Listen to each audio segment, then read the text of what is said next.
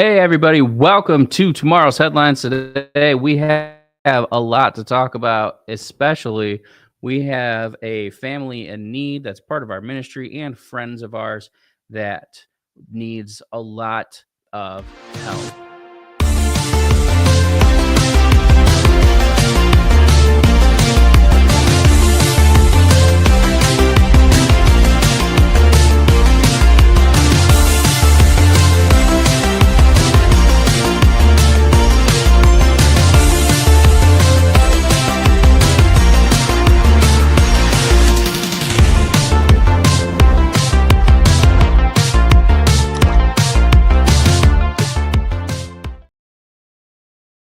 Hey, coming to you live from the Fireside Grace Church/studios. It's your boy Robin Cunningham, Fireside Grace, obviously.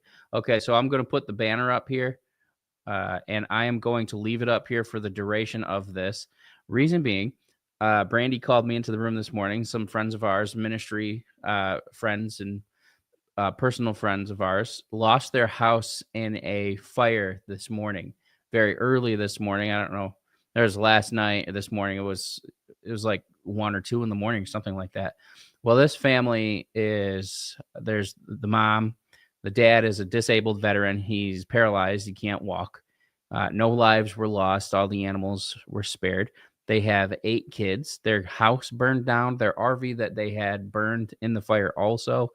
And they have nothing. It burnt right down to the foundation, and that's all that's left. So we are raising funds for them right now to take care of them, to meet their needs, and to help them get back on their feet, because this is devastating.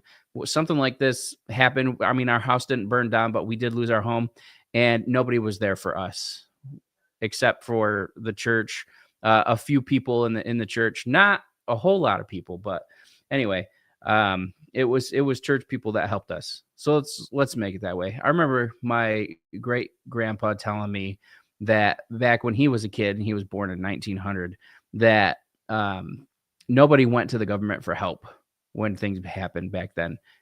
He said before the Depression, everybody went to the church for help. So let's be that. Let's be that for the body of Christ. So if you want to partner with us, firesidegrace.com/partner with us.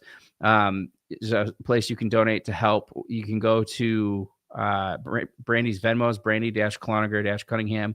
Our Cash App is $Fireside Grace, and our PayPal is @FiresideGrace.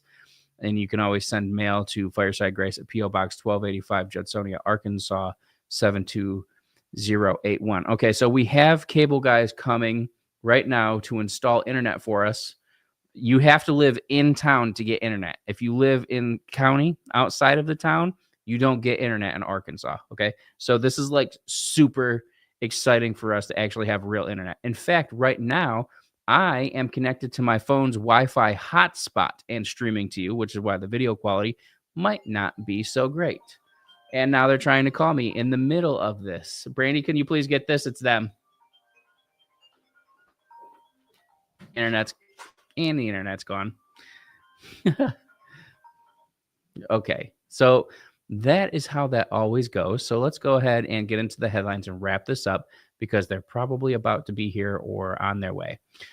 All right, I saw that there was a very large housing boom coming, and it was coming rapidly. I want to say in 2026. I don't feel like it was 2025. Maybe it starts in 2025, but 2026 is what I was feeling.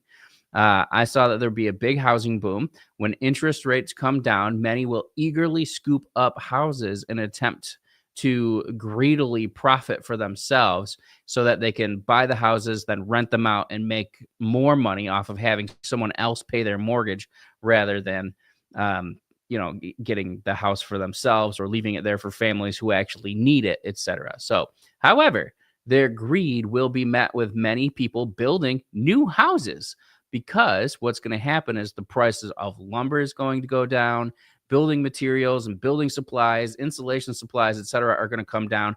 And so you're going to see an all-around boom in the market and the economy. And I don't think it's going to happen all at once. I think you're going to see it start to happen step by step, and it's going to be a big thing. Next, I did see the price of gold coming down. You could maybe call it a crash. I don't know if I'd call it a crash, but I saw it coming down by about $100 an ounce. I don't know where or when that happens, but I did see it going down. That same time that's going to happen, Bitcoin's going to go up and up and up. So as Bitcoin goes up, gold is going to go down. So that's interesting to think about, right? I was praying and I saw that we need to pray about riots coming to Los Angeles. I saw that there was going to be arrests that were made in California and the riots came. I felt like the riots were in multiple cities, but specifically I saw Los Angeles. So you're going to need to pray about that. Pray for the people of California, maybe San Diego, Sacramento, etc. I mean, it's California. Anything can happen. So you need to pray for that not to happen. Pray for the arrest to happen. And these protests, they weren't Christians, obviously. They weren't conservative Americans, clearly. The ones that do the rioting, burning stuff down and stealing stuff are typically not conservative Christians, okay? And that's obviously, I'm not going to make it a political thing. I'm going to make it a religious thing. I also saw that Canada was going to have some protests rising up again, that it would appear that Canada is going to enter into a stage of like civil unrest, almost like it was a civil war. So for my Canadian friends that are watching, you're going to want to pray about that. You probably don't want that to happen. Now, I'm sure there might be some people who do. Otherwise, it wouldn't be something that the enemy's trying to rise up and rabble rouse, so to speak. So it's something to pray about. But what I saw happening, what it was they started to really lock down, clamp down on Christians and start persecuting Christians and taking away your rights and freedoms in Canada. And so I saw that they were going to start arresting pastors, shutting down churches, making it illegal to open evangelize in the streets. And I know to some degree that's pretty much illegal, but they were going to get to the point where it was like they wanted to imitate the prime minister in UK in London and be more like the UK and how they deal with Christians and evangelism, etc. Not Buddhists in the streets or Muslims in the streets or anything like that. Strictly Christians, strictly Christian persecution. I saw that Canada was going to start to turn more towards socialism, and as it did, it was going to start to turn towards communism. So this is something that we need to pray about. And I remember a couple years ago when I gave a prophetic word, the word was there would be an uprising and the Red Guard would have its day. And I was very confused by that because the Red Guard is communism. So that's something I feel like you probably need to take very seriously. They're already working on taking your guns away. That's the first step in communism. They take away your guns so that way you can't revolt, you can't rebel. So something to think about. I know Canadians aren't as much like Americans with our guns, where it's you try and take our guns and we will have a problem, but it could get that way. Now, here's something I saw that was going to happen. Doors are going to open to South Africans to emigrate to America, not emigrate, leave their country and make America a permanent home country. Now, this is going to lead to new generations of Afrikaners being raised in America that will actually change the tide of how things happen in South Africa. Now, I have a lot of friends in South Africa, and they're great people. I haven't had any issues with them. However, I do know that there is a big issue with racism among Afrikaners and vice versa down there, at least with the older generations, not so much with the younger generations. And so what's going to happen is the generations that are going to be raised in America are going to go back and bring an end to that, bring an end to the apartheid sentiment, etc. And that's going to be a great thing. Something that does need to happen. But they're going to be raised up in America. They're going to return home to South Africa, and they're going to bring great change to the great nation of South Africa. Among them will be one specific revivalist who will end up being a great revivalist, and I felt like it was a male, who brings sweeping reform to the religious atmosphere of South Africa as well, not just the political area and etc.